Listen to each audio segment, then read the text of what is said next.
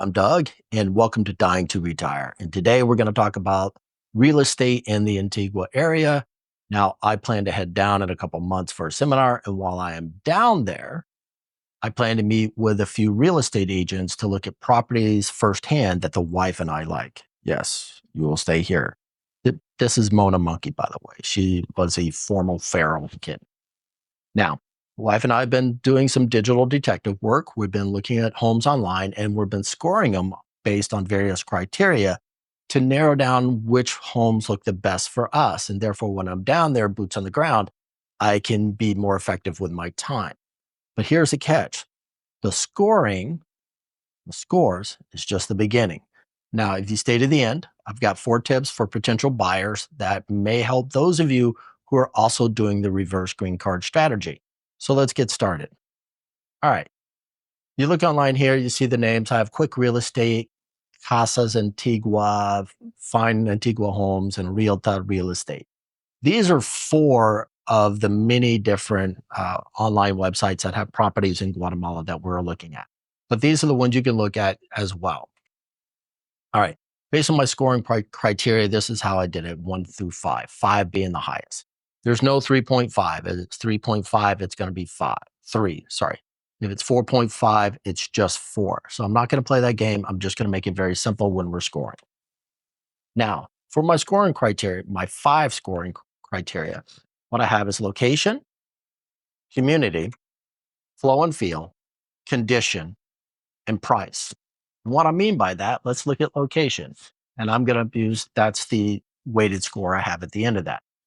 What I'm talking about on location is the proximity of the location to services. And what I mean by services, it could be medical, it could be a grocery store, it could be a pharmacy, it could be anything on there, a restaurant, something close by. What does it have close by?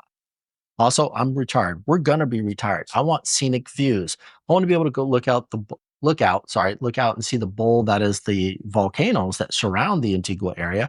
I do not want them blowing up. I just want them, they can be smoky, just not rumbling. Okay. I'm fine with that.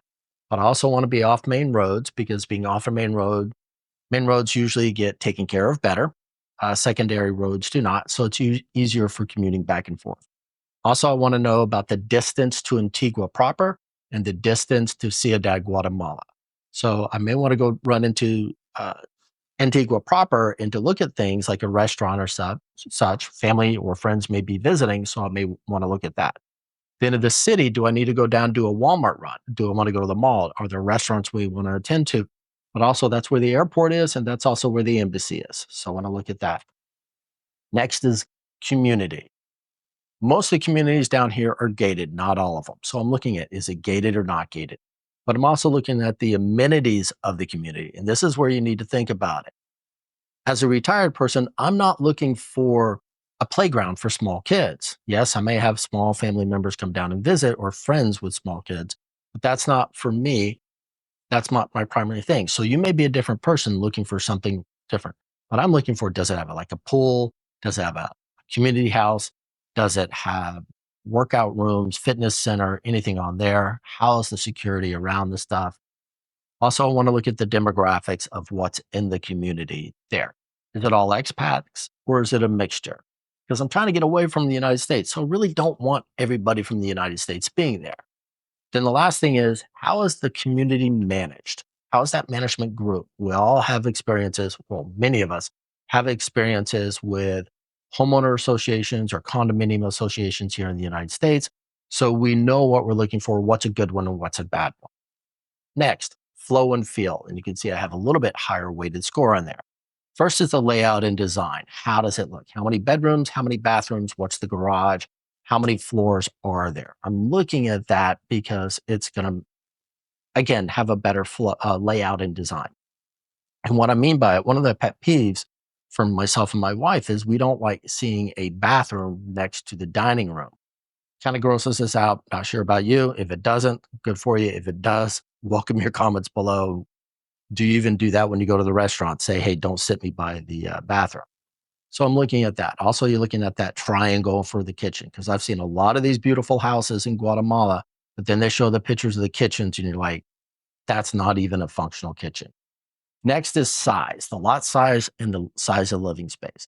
I'm not looking for a big lot. I already have enough lawn mowing that I do up here, yard care, garden work. I want to stop that in retirement. So I don't need a lot size, but the living space is what I'm looking for. I want more area to work, to live. Do I have an office for myself? Still have guests in there? Those are things that I'm looking at. Then the livability. Can you see yourself living in that house? Is it set up in a way that fits your personal feng shui, to steal a word there? And also, lastly, curb appeal. When people come up and look at my house, are they going to say, what a piece of shit?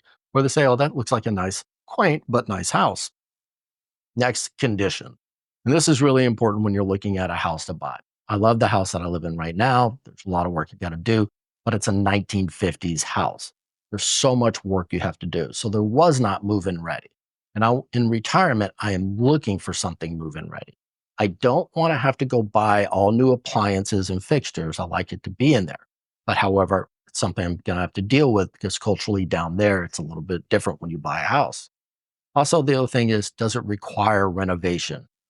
I don't know about you. When I'm retired, I don't want to be doing all of that. Next is price. And it's the last one of my 5 criteria is the price. And you can see it's got a heavier weight on it. I want affordability and a value. How much money I'm willing to do is and do I get value for the purchase? The other part you need to think about is the sales tax. Other Latin American countries has it as well, unlike what we see in the United States. In Guatemala, the sales tax is 20%. Therefore, if you buy a house that's $300,000, you're going to be spending $360,000 just to purchase that house. And that is before you've bought your first piece of furniture or appliance and brought it in. The other thing people should look at, hey, smoking's not good for you. The other thing you need to look at is the quarterly property taxes. How high are they? Now, some I've seen very low, but other ones I'm looking at for other communities, they're on par with stuff you see here today, especially in Money County, Maryland. The other part is monthly maintenance fees. Again, it's the same thing. I've seen some that's 30, 40, 50 bucks a month. And then I've seen others in the $200, $300, $400 a month. I'm trying to avoid stuff like that, but that may change what the amenities you're allowed. All right, let's take a look at this. Here's the spreadsheet. It's kind of rough, but done. Yes, Morgan, I even made a pivot chart of it. So I put it all out here. But you can see I have my top 3 right there, and you can see the numbers. One thing I want to put in about the different real estate companies, there is no national MLS coding like you see in the United States. So the property ID per different real estate website will be different. And it's kind of funny because you'll see the same property jump from one real estate agency to another, may use the same photos, but they change the property ID because there's not a national standard. All right, here's the first one I looked at and you saw on the list. It's CVF 476. I like it. Came out with a total score of 4.1. It's good size there. How many bedrooms we're looking for. Good size home. Very nice. You can see there when they took the photos, they were still building it. They probably are finished it by now, but it looks nice. The next one down actually is a very similar property with a very similar kitchen. The reason why it's so similar, it is the same developer, the same community, just at 2 different locations. One, I think, is in Mongo, and the other one's Vieja, the old city just outside of Antigua. So they all look very similar on there, but a little bit different space in there. And this was the 3rd place for on here. And you can see it's got a different property code number because, again, they don't use a national system. You want it down? You want it down. Okay. There you go. That was Motor Monkey, folks. So you're looking at this out. Now, this one's a good size one, 2,100 square feet. The issues in there, again, it's got a good score. The pricing was good. It looks all. The funny thing, though, here's my favorite. Again, different scoring, different property code because it's a 3rd different real estate agency. This is my favorite. However, the price is ridiculous. Paying for this would put you near $500,000 just to buy something like this due to the property tax on it. So you'd really got to talk them down on that one. And I don't think they're budging. But this is an example of very, very nice house up there. But look at the footage. It's got 3,200 square feet.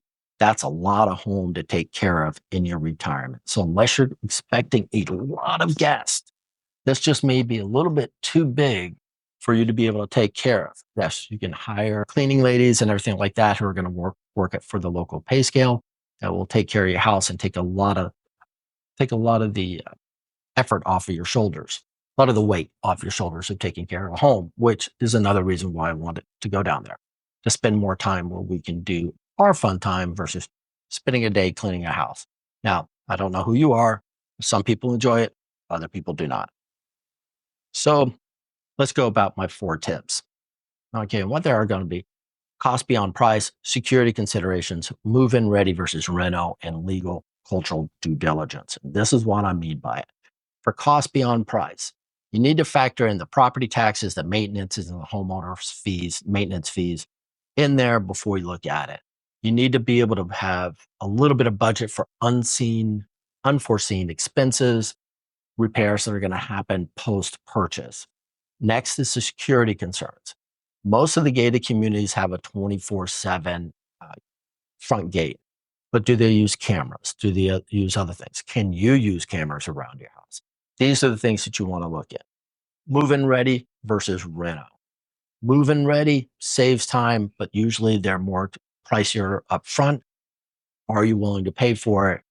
Renos allowed for more personalization, but they require patience, additional funds, and you just may end up being your own contractor dealing with the local construction logistics. No bueno. Lastly, legal and cultural due diligence. You're going to want to have a local attorney to navigate the property laws, especially regarding titles and ownership rights. You want to have that ahead of time.